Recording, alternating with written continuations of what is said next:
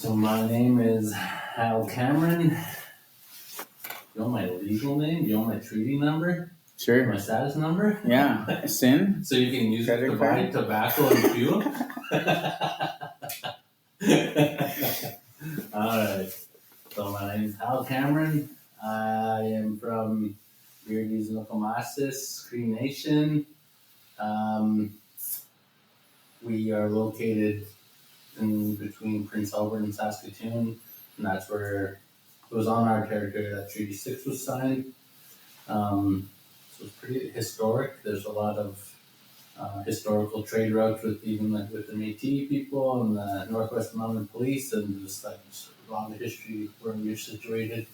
So yeah, if you dig deep enough, you'll probably find some links there. Probably Of my family. Probably, man. That's why we hit it off. Yeah, there's just this divine intervention, eh? What else we could say in an intro? I guess I'm a counselor for my reserve, so that's been pretty interesting. This is going into my third year.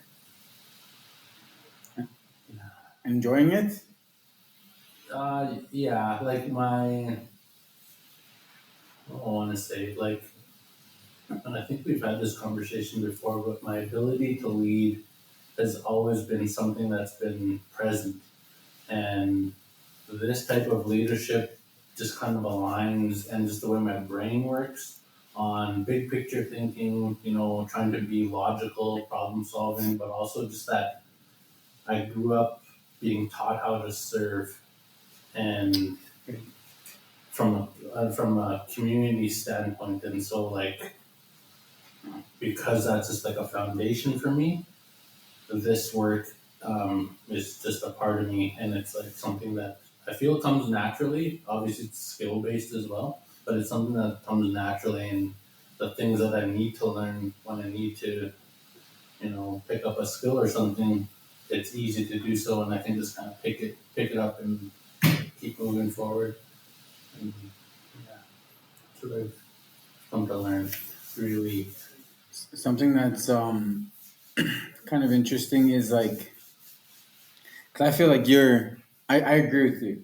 You are like a natural leader, a natural server. mm-hmm. And like your culture is important to you. Yeah.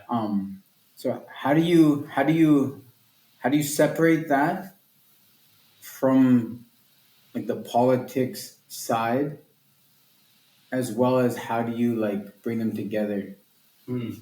Because that's probably tricky. Yeah. Especially when like the style of politics mm-hmm. is like Western, Mm-hmm. right? So again, being brought up through a cultural lens, like I feel very fortunate, and I've said this to you in multiple conversations, like I feel like I come from a place of privilege because the only world I've known is being raised in our culture and our ceremonies. I was fortunate enough to have parents who wanted to break a cycle and did so by, doing the tough work before we came into this world. And by the time we came onto the earth, they had this life for us that really was rooted in, who we are. It was rooted in family. It was rooted in like service through ceremonies and whatnot. So it's like I grew up knowing that, and as I continue to grow and kind of navigate my way through life, whatever kind of came my way and knocked me down or whatever, it's like it was always this solid foundation. I was able to pick myself back up and keep going. And so my late dad, who was a great man, who taught me a lot, he always said like, this way of life, and he was talking about like our culture and ceremonies and politics don't mix. And I could understand where he's coming from, and I could see it growing up, and even just starting to like develop my own thoughts and understanding of what governance and politics is in like First Nations country, and it was challenging for me. It felt like a push and pull kind of thing where I, because of my upbringing, because of what I've learned and this foundation of this identity of who I am, I thought that I had to separate the two. I had to separate being this like cultural person and also being a leader or a politician or whatever for my nation. But as I've come to see it, is like I don't see myself as a politician, and it's like I see myself as a leader, and that's also another message that my late dad once said is like you don't have to be elected in order to be a leader for your people, and I always thought that was a really powerful statement because it still resonates today. And in saying that, leadership and politics, those things are separate to me. Right. So I can separate those two. But being a leader for my nation and how I occupy that space right now, it's like I am me, and who I am and what I've been brought up to understand and know in our way of life is how I carry myself. And so it bases my interactions with people. It bases my ability to make decisions. It allows me to be really present and really conscious of what people are saying, what I'm saying, and trying to create, whether it's if I need to gain some sort of empathy or understanding about something, or if a really traumatic situation happens, and then I'm able to be like really put myself internally and have a conversation with myself, like, okay, what feels right? It's like what aligns with who I am. And if that means having a really hard conversation and saying something pretty straightforward, or if it means like we need to like actually do a little bit more learning, get a little bit more guidance and understanding, then that's so be it. But I feel as a leader right now, who I am and how I govern and how I carry myself is how I am just on an everyday basis. And I think that shows because I feel like I'm not a politician where I don't kiss anyone's ass, if I could say it that bluntly. Mm-hmm. I just like, if something needs to be said, I'll say it, or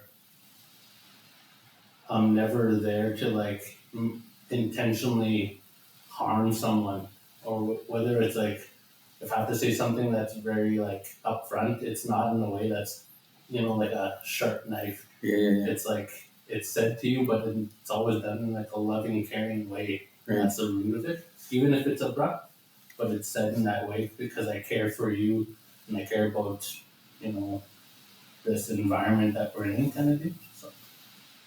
So how do you can? Because I feel like the base of indigenous culture is community. Mm-hmm. It's not individualistic. It's like how can we serve everyone? But I am guessing a lot of the issues or asks that come up are individual to that person, right? It's kind of like, hey, this is what I need, or like maybe it's not worded that way, but it's like each individual person their issue is what they want solved. Yeah. So how do you navigate that? Or like, is that a conversation you have to have a lot of the time? Is like I understand what you're going through, but we're looking at the bigger picture, and like, how do you go about that? Yeah. So that's a tricky one too, because it's when it comes to like a nation and communal living, and that is supposed to be our mindset. We're supposed to be thinking about the collective. How can we all take care of each other? And that still exists, especially if I can only speak for like my nation, that still exists. I'm not saying it's separate, but we have adopted a very individualistic frame of like colonial thinking. Right. And so that seeps out obviously in today's world, and I see it, lots of people kind of come up to me and ask me about for certain things or whatever. But it's like coming back to being able to like take a step back and think about the blanket of the nation or like the overall scope. And it's like, is this setting a good example, or if you want to use like a fancy term, like is it setting precedent for something else that may just start to ripple out in a negative way? Those are the kind of things that I think about when making decisions like that. So it's like, if someone's coming up to me and asking like, can I don't even know what a specific example could be, but like if someone's asking, could I get some gas money to, so I can make it to my appointment in Saskatoon or whatever. So then I could be like, I could say yes, it'd be, probably not really any harm to do so. But at the same time, I want to make sure that we're utilizing as much services as we can with the resources that we have back home.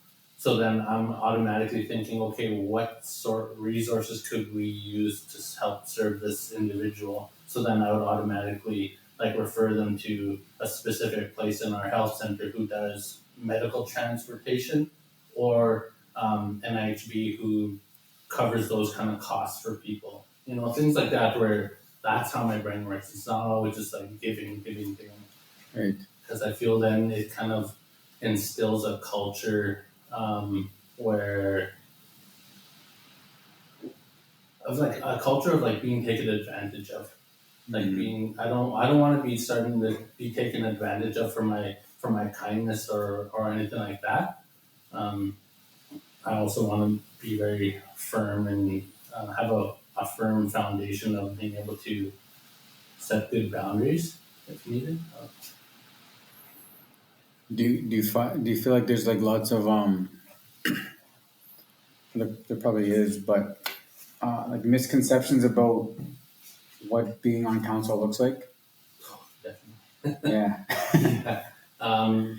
Like Because I view you a different way. Yeah. I know you always ask me for money.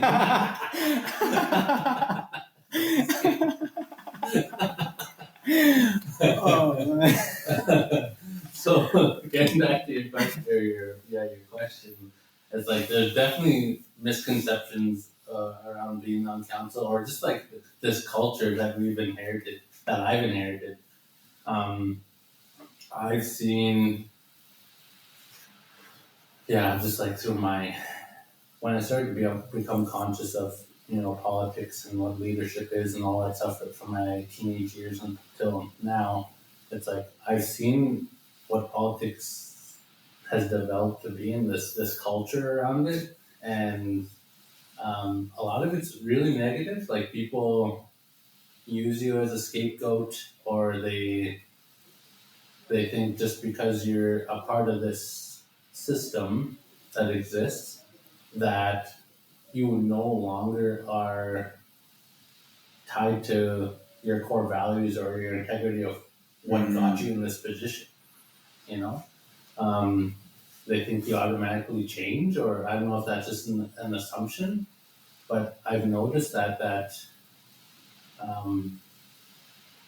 people, or even like family members who, like, social media is so bad, but you see a lot of like how people really think and feel on social media, because it's a really good like safe outlet for people to say what they need to say. But I've seen family members who in person are very loving and respecting and like even compassionate towards me and like who I am as a person, but on social media something goes wrong, then they're just like going blah blah blah, come on, chief and council, or blah blah blah, not knowing that I'm a part of that.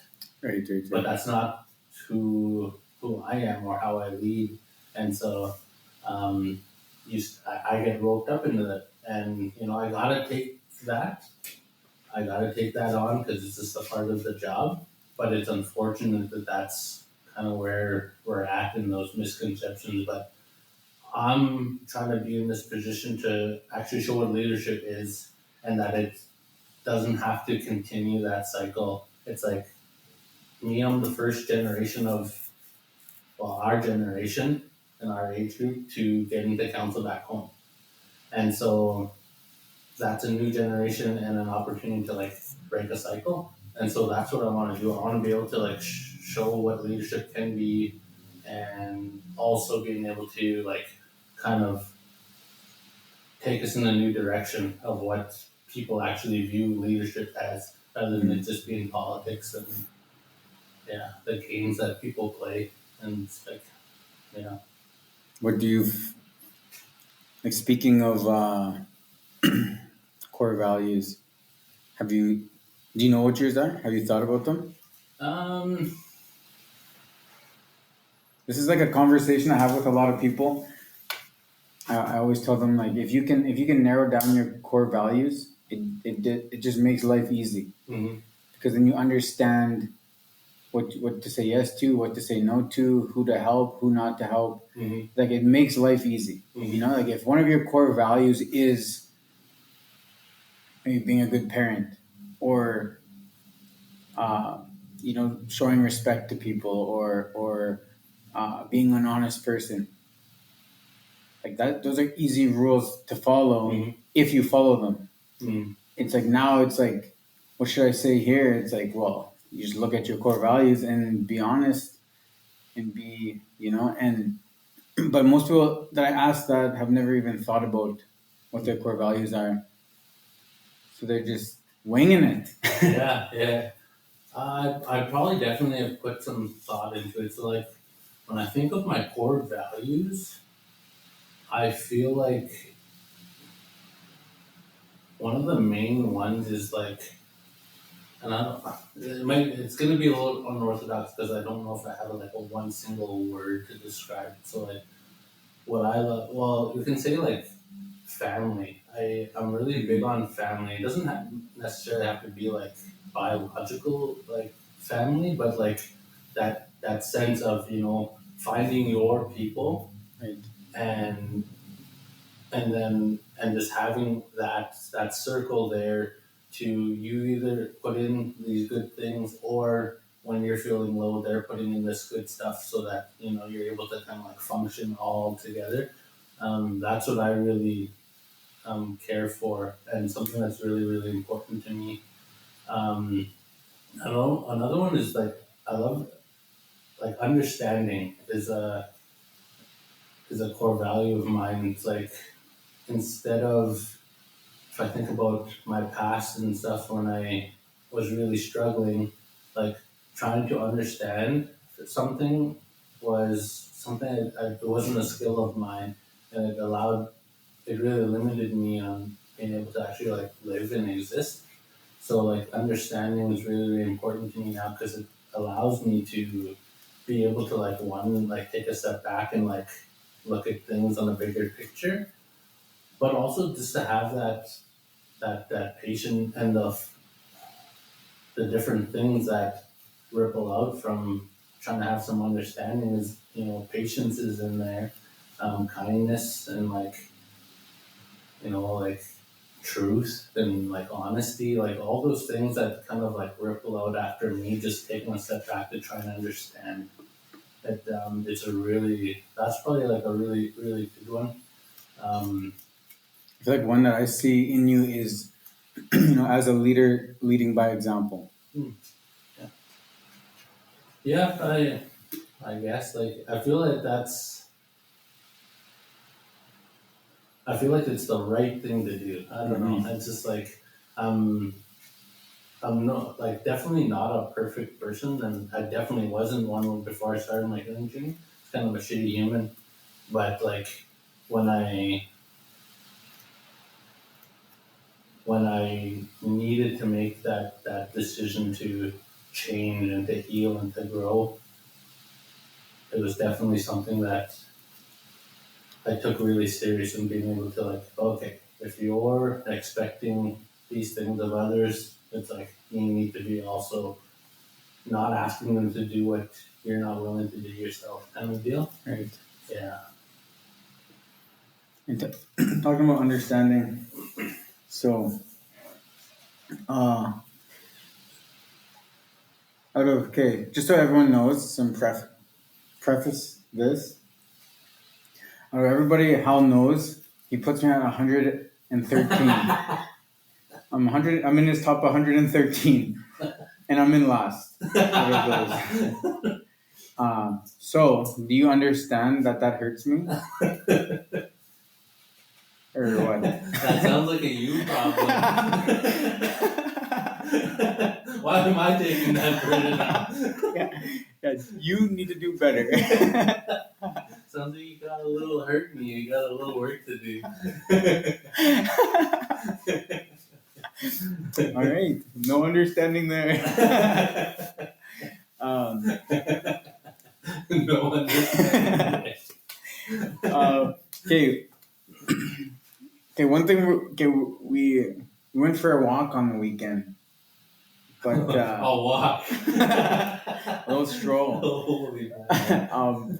But one thing you were talking about, and I wanted to see if you remembered, or if you could share it on here, because I thought it was so cool. Because Hal's like super creative.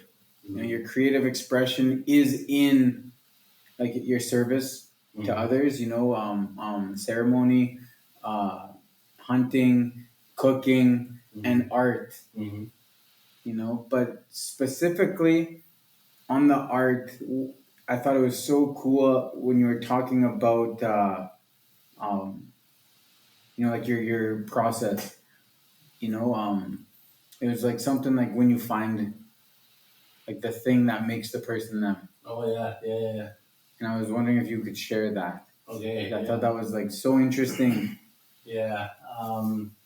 So like you said, I've always had this creative side in me, whether that's like art's been something that's been a part of me since I was in elementary school. I remember having those like brown like with a silver coil scrapbooks that they give you at school. And I remember just like doing drawings, and I remember one vivid one I drew Wolverine in crayon, and I remember like the yellow and the blue and like making the little black stripes on them, and like so that's as far back as like art, and I remember just like doing it and loving it. And it was probably it was probably in like my probably in like grade 10-ish is when I actually found that portrait drawing and like realism and being able to like draw this image of this person sitting in front of me kind of deal was a skill that kind of came naturally, which is kind of neat to discover. And I actually didn't kind of nourish it for a long time. I just kind of knew what it was and kind of let it be. And then it wasn't until like I became an adult where I was like just had this little crave to do more art, and I never liked to be defined by one thing or one type of medium or one type of creative expression.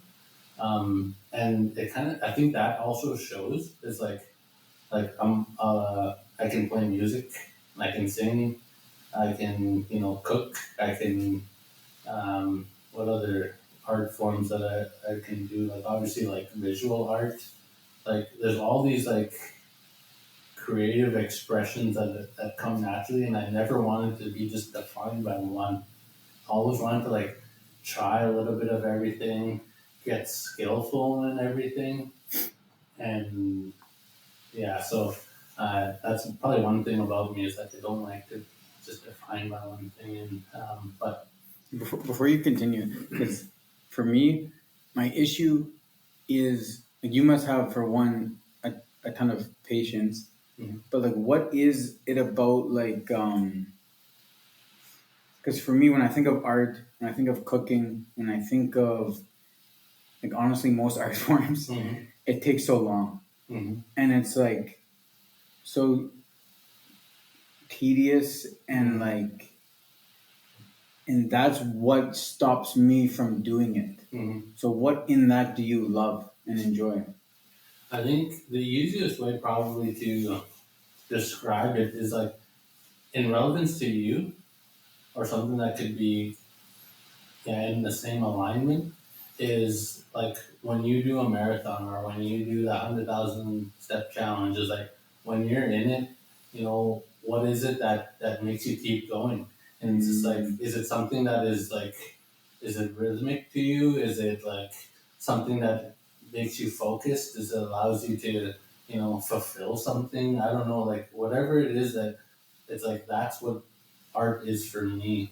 It's like okay, okay. when I'm in it, it's just like I feel like it's a natural state, a natural part of me, and it's just like I just get to like step into it, almost like it's this like shallow little beautiful piece of water that you just like kind of like get into, and you can kind of relax in it, and then you become a part of it. That's what I feel like art and being creative does. Just gives me the space that I know is a part of me, and it's like my own little space to do what I want, and just to be able to create and see what comes out of it.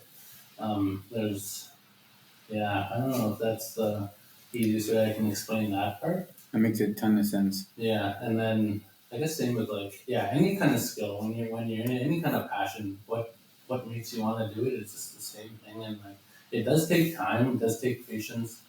But when I'm in it, it's like, 2 or 3 hours goes by really quick, and I was like, oh man, like sometimes I'll just be in the drawing, and I'm just in it, and I'll get back to the original question here, but like I'm in it, and then all of a sudden I just have my earbuds in, listening to music, drawing, and then all of a sudden next thing you know, I like get up to like stretch, and then all of a sudden it's like 3 hours later, I'm like, holy shit, I better go to bed.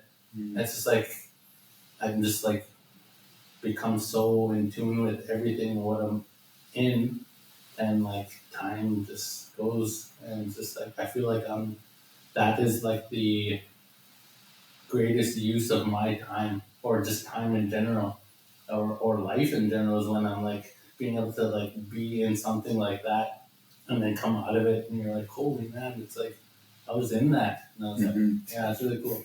um, but going back to the portrait drawing side, so when we were on that walk and we were talking about the different art forms, like the portrait side of things is something that I kind of nourished later on in life, and I took an art class, and it just kind of came through.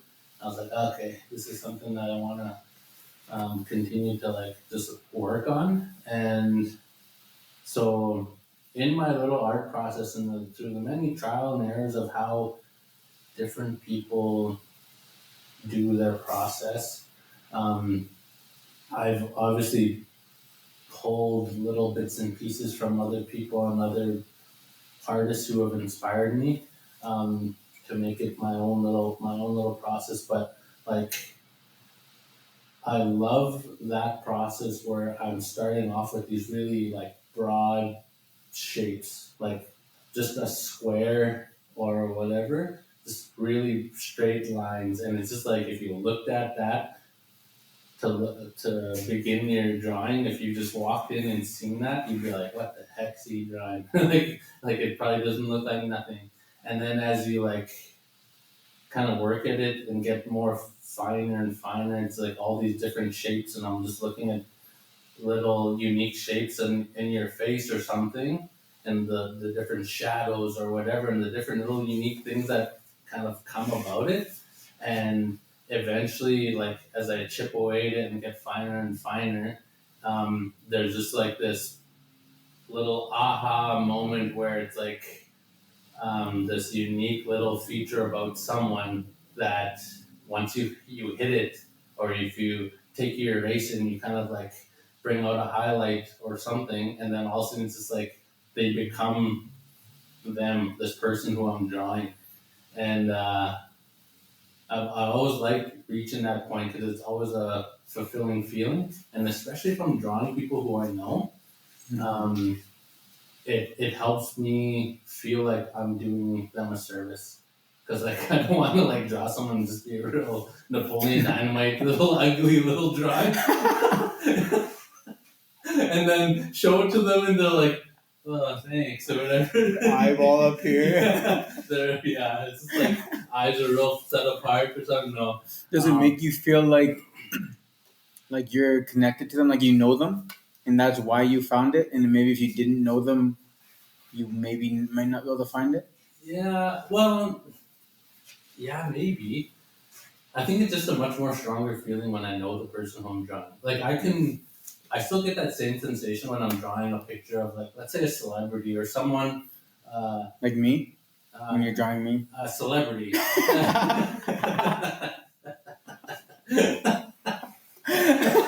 I was going to say someone of value before you said like me, so I stopped myself. That's nice of you. But anyway,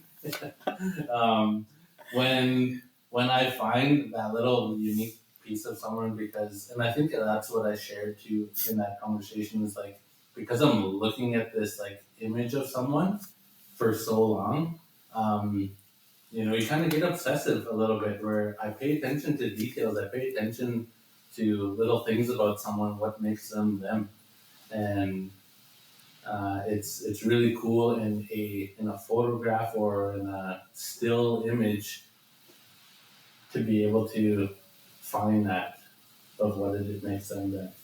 Yeah. And so I really love that little process and that little end goal. Yeah. And sometimes I've messed it up where I found it and the art piece wasn't quite completed. So I pushed it further to try and like complete the piece, and then I lose it. And so I've come to learn that not all my art pieces need to be finished. It's like, let's push it until let me push the art piece until I can find that whatever, and if I don't need to take it further, then I'll leave it. And because like I always felt like I left it incomplete, but as I continue to grow and heal and stuff, it's like not everything needs to be completed. It's like it can just exist like that, and it's still beautiful and still this full expression of what I was trying to achieve. Mm. Does that does that there's also probably similarities when you think about cooking too, because that's another thing. I love when other people cook.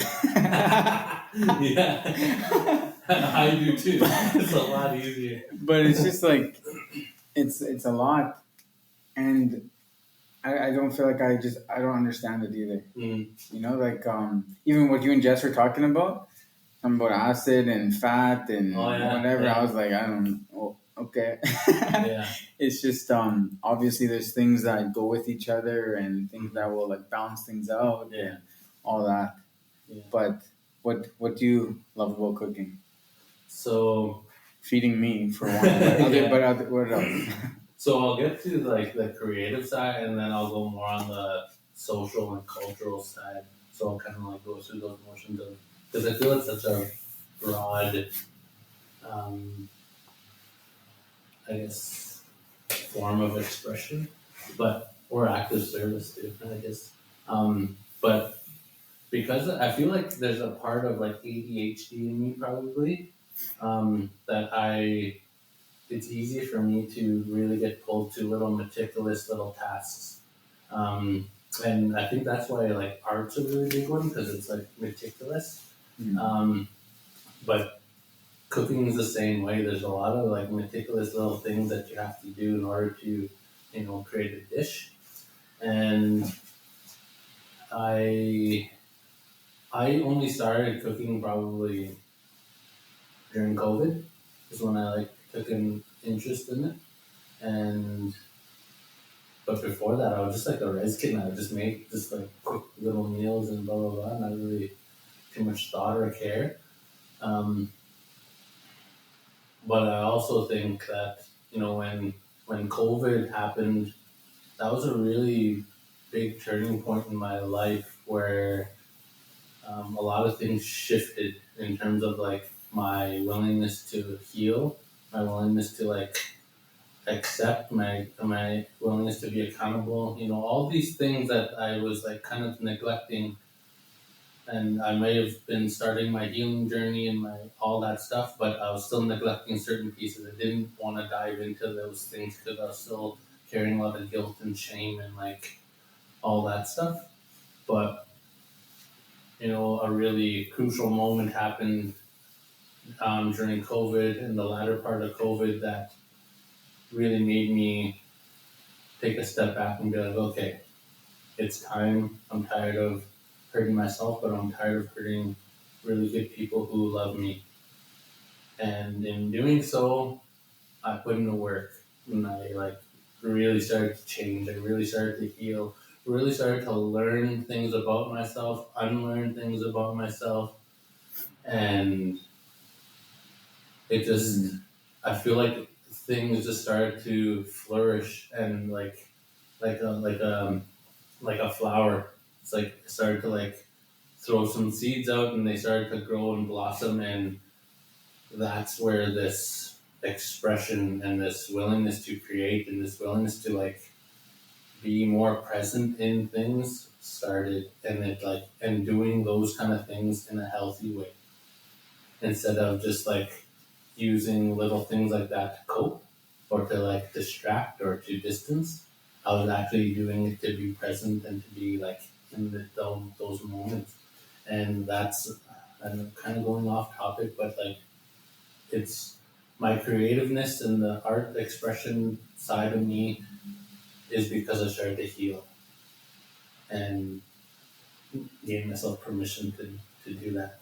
And so when it comes to like cooking, it's like being present in those moments of learning different cooking techniques. I know what Jess and I talked about is like what flavor profiles go well together, what balances a dish, all those things, and like learning all these skills to be able to create something that has so much of like my goodness in it and love and all this stuff in it, and how I tried to do my best to, okay, what could be the fullest expression of service and love and gratitude and kindness that I could do for someone else. And it's like sometimes when I cook, it's for myself, which is okay too, because you want to put all that stuff into things for yourself too. It's good to be loving and compassionate and kind and all that stuff to yourself. But like when we're talking about like cooking, it's like from a cultural standpoint, it's always good in our way of life to like, and our mindset is to like feed our guests or feed our loved ones and like share a meal that's just like embedded in who we are. And so I've taken that and learned all these really, really cool cooking skills and paired it with like going hunting and learning how to like harvest an animal, butcher it, all the different cuts and all that stuff, and putting all that work and that hours, and then being able to come home and use those skills and that food that I went out and create something that is really creative, but touches based on my own creativeness, my own history, my own like all these really good things, and to create a meal and share it with someone. It's just like you think about the bigger context of just how much good stuff was put into that, and what that goodness could then ripple out. And it's like if I share a good meal with you, and the moment when I shared that, created that dish at the house in Whitecap with like Kayla, you, Demi, and Royce, it's like all that goodness we put into there, and we appreciate, we're really appreciative. But then in my mindset and my belief system is like, now you get to go and do something good with that goodness and that love and kindness that we put into that, and then you go and share it, and it just like gets bigger and bigger and bigger, and it's just like it's a really profound thing, profound way to look at it, but it makes me feel really, really good. And yeah, that's what I really love about the creative side of like cooking and how it makes sense to me and like how healing it is for me. It's very therapeutic. Too. Yeah, that's actually deep, man. Mm-hmm. That's like I never thought of it that way before. Even just like the next you make a meal for 3, 4, 5, 6 people. Like their next acts are like the energy from what you created. Yeah. That's wild. Yeah. That's cool to think about. Yeah. And like I tie that back to like my roots of who I am and as an indigenous person of like that is our way of life, that's our worldview. You know, and then it's still shining through. You know, and that's how I see the world. And that makes me feel like this is a beautiful place to be and to witness beautiful things. And it's like I always say, it's like what a time to be alive. You know, it's like yeah. Like, I got three quick questions on cooking. Okay. Okay. One is there like a technique that is like very well known or praised in cooking that you just do not like, that you just like, maybe it's just like doesn't taste great to you or you just don't prefer it, but like it's talked about and like praised a lot? Probably pickling, like pickling things. Like I don't. That's one thing that it's hard for me because I don't know. It's my palate that I can't quite handle the sharpness of like an acid or vinegar or that. So pickling is really difficult for me to like do because I know that it hasn't quite like resonated with me, or maybe I just haven't gotten used to it. But I've always been like this like super taster kind of deal, and it's like certain things have always like sparked really strong experiences, like food wise, and so that's probably one big one is the pickling, and then another one that I've struggled with is the baking side. So like I could probably like make my own breads and you know all that stuff, but that's a whole different thing. Cooking and baking is it's different. It's a different sport. Yeah, and it's something that I haven't quite grasped yet or found the pull to do so. Yeah. And what is your favorite, either like your favorite technique or favorite cooking style, or maybe favorite thing to cook? Oh, I love cooking a steak, or like, well, I love cooking like any type of like red meat, whether it's through like a stew or something, or like a red wine, like braised short ribs, or you know, braising is another technique that's really difficult. It's not difficult to do; it just takes time. But I love steaks, and whether it's like sous vide method where you're cooking it in a vacuum sealed or a airtight sealed bag with some herbs in this like really controlled temperatured water to a desired temperature for like an hour or two, and then from there you cook it on a hot pan or something with, and then you can like baste it with rosemary, garlic, thyme, and butter, and like get that. And it's like that. I really love that. It just tastes amazing to me. It's hard for me to enjoy like marinated steaks or like people who barbecue steaks. It's like difficult because it's like I know what that technique does, and a lot of it like comes out really dry. But like how I've kind of learned to do it, it's like it's perfect. Yeah, it's just like it's lovely. I don't know. That's cool. I'm pretty sure it's pronounced fine. It's just but moving on. And then on the other side, what's your favorite res meal? And what's one that you could do without? Okay, so that's a hot topic. That's some controversy. Yeah. So some people might come at me on the what could I go without that. My favorite res meal is I love KD and hamburger or KD and hot dogs. But it's like the hamburger can also just be ground moose or something, like any type of ground. Yeah, but KD and yeah, it's always a good one. But it always makes me full for like the whole day. And it's like, so I always err on the side of caution of like, okay, am I going to a meal in the evening and I'm eating this for lunch? I'm like, I'm going to be full for the rest of the day. Like, I don't, you know? So yeah, that's always a go-to one. I remember eating that as far back as I can. I feel like the reason is like KD, like or maybe it's just me, but I eat it so fast. So then I just keep eating it, and then by the time I realize I'm full, I've actually ate for 3 people. Yeah, it's really easy to eat a whole box to yourself. And Heck yeah. what have I- Serves 4. What have I done? What have I Just have mac and cheese all over your face. And, what have I done? It's like you committed a crime. So funny. Okay, and the one meal that I could do without, so don't come at me, but I no longer can eat neck bones and potatoes. That is something we grew up eating, and you know, it's just like this flavorless food, and you know, the only flavor you get from it is if you put salt on it or mustard or whatever.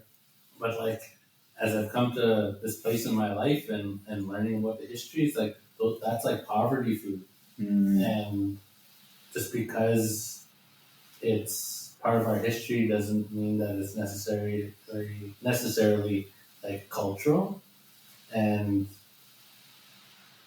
just because it's a part of my history doesn't mean that I'm okay with like that being a part of my food culture moving forward. Right. And why not create more different ways of eating, or even like healthier ways of eating, like different cuts of meat that we have access to now, like especially like, well, even like the traditional foods like moose and elk and deer or whatever, and like we start to see people be more creative in what works and like flavor profiles. So like, for example, and I was kind of going off topic, but I had a bunch of elk backstraps, and I was trying to create a dish.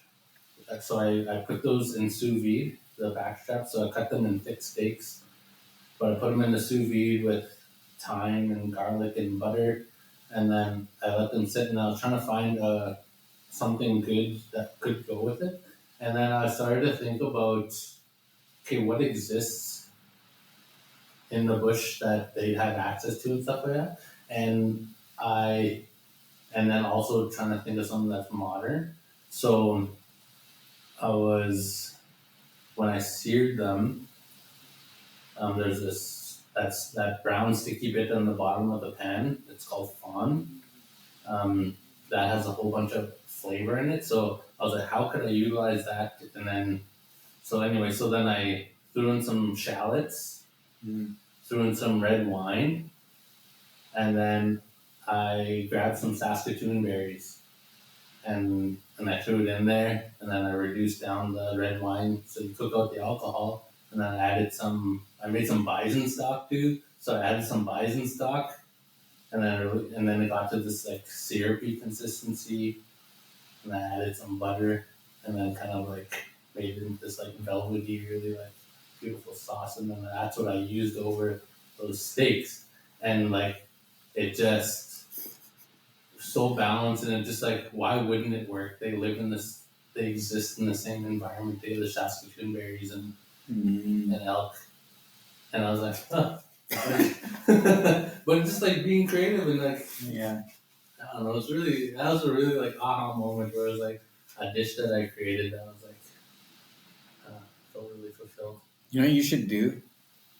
And you know, you're probably busy, but create a cookbook? Or you know, like I don't also even know how many people know you love cooking this much. Yeah. Maybe lots, maybe, I don't know. but like you could offer some kind of service, where Mhm. people can, book a date night with you and you can cook for them. That'd Yeah. be cool. Yeah.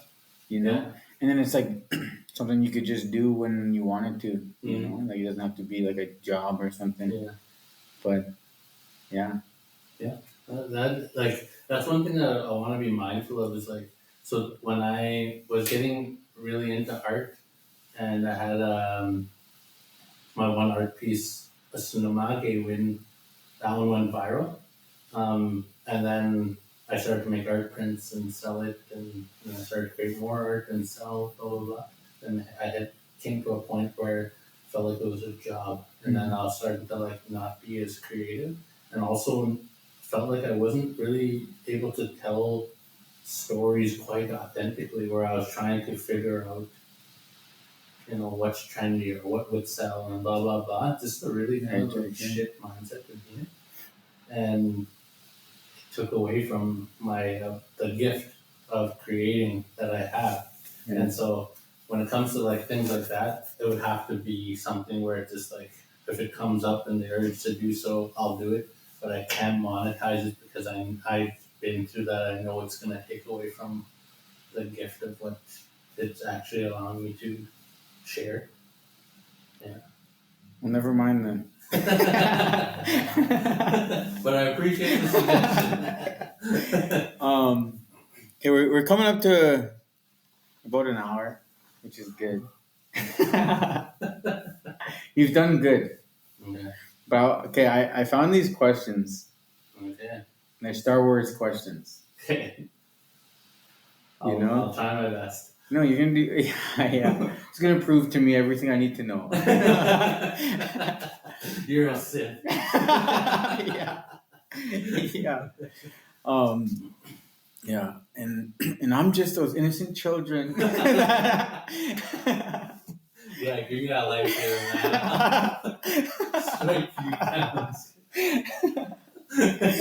man. But so two of your favorite are Qui-Gon Jinn, Obi-Wan, which I think says a lot about you, because like you're. Okay, I'm gonna be nice to you for one. Let me prepare for this. Yeah, put your shirt back on. Put your shirt back on. But I feel like you're like one of the most genuine people I know. You're very genuine. You're very kind. You're very humble, and you're very quick to help people. You're always there to talk to people, to help guide people through things, to even like put your own time on the line.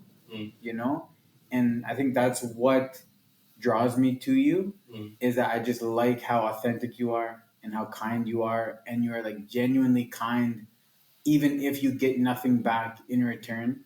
You're just like, that is one of your core values, is kindness. You're just a good person, and obviously we joke around and bug each other, and like it's fun, but you are a really great friend. You're good to my family. You're good to Royce has some issues with you that we'll figure that out. Yeah, but you have to get discipline from someone. Yeah, you just let him run around. And I think that goes to show in these characters you picked. Yeah. Because that's kind of what I get from them. And I'm not as big of a Star Wars fan as you and Jess. And we accept you. Yeah, and you still accept me. But okay, there's a couple questions here. Okay. And I want you to dive into them. Okay, the first one. Okay, Qui-Gon Jinn often challenged the Jedi Council and followed the living force instead of strict doctrine. Do you think the downfall of the Jedi was their failure to adapt? And does that reflect any truth in our own world about institutions versus intuition? Yeah, I feel like definitely the Jedi Council's lost sight of. I feel they got too involved in politics rather than serving and through the force and yeah. And so I think one of the big things is and if you want to relate it to modern times, is sometimes we feel like we have to just be complacent with this box that we are put in, and anyone outside of that or um, challenging that are almost like scapegoats or kind of ridiculed or whatnot. But when shit hits the fan, it's people turn to these people who are kind of still holding true to who they are, and they're the ones who bring the balance, or they bring this stability in times of need or in times of chaos. Mm. Yeah. Yeah, that's it's good because I feel like even with politics, like when you think of right or left, it's like you become that becomes you. Mm. Like you're not this person who has these views. You are left wing, or Mm. you are right wing, No, or you yeah. are and then it's like everything else. Like this is just how it is, Mm. and you can't find a middle ground. You can't find they're evil, you're not, Yeah. and it's like yeah. And I think going back to my admiration for Qui-Gon is his ability to do just that. He's he didn't lose sight of who he was and what was flowing through him and his purpose. And it's even though it was against people who he really admired, he held true to what he felt was right. Mm-hmm. And then, but also from because there's a lot of parallels on spiritual and religious notions in that series as well. But how it aligns to First Nations way of thinking and being is this invisible force that kind of, and this spiritual aspect that exists, and his trust to be able to, even if he was going to be killed or whatever, that he was still able to serve and still able to help and know, trust that things were gonna work out in the future, for the good stuff that he was trying to instill. Right. And that's what I really liked about him. All right. Okay. Obi-Wan believed in the Jedi Code and served the Republic even when it was flawed. Do you think he was right to stay loyal, or do you think Jedi like him enabled the rise of the Empire by following orders too long? Hmm.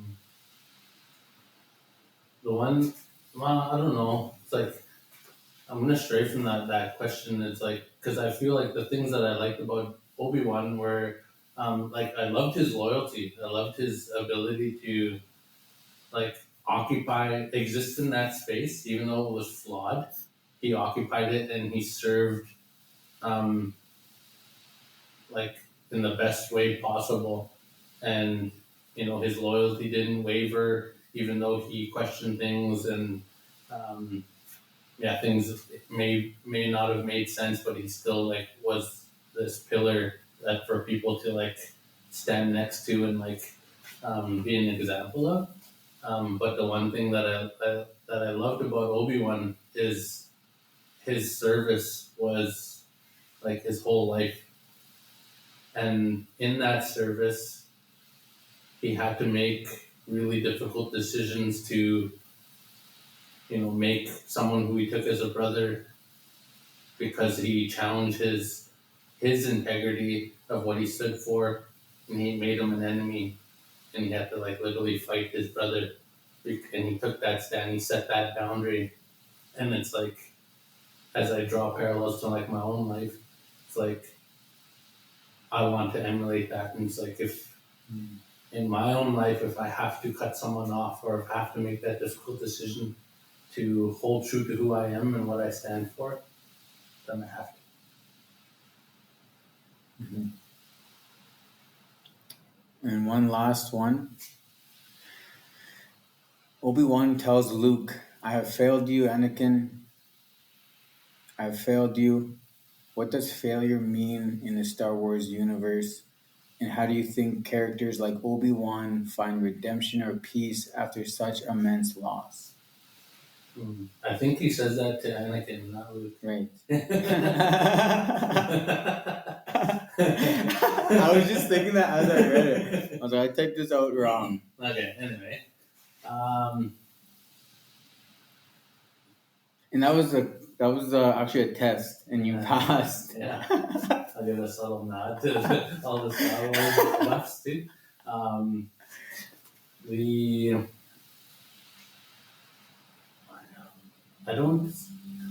For me, I don't view things as like pass or fail or success and fail.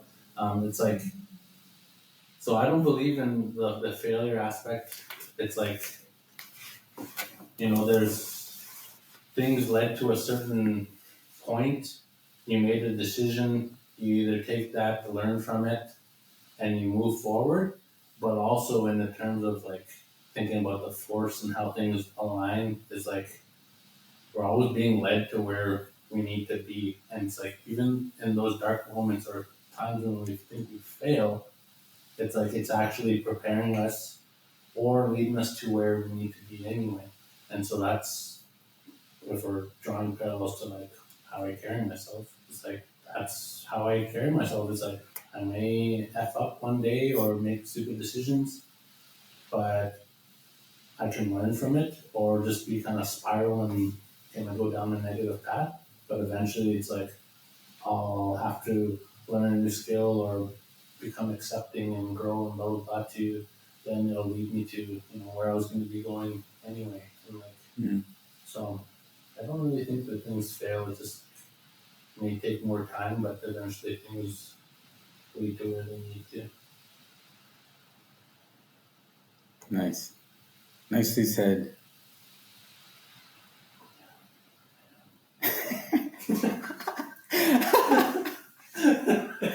All right, we'll wrap up. That's probably a good way to end it. Yeah. I am awesome, aren't I? Okay, well, thanks for coming, man. That was fun.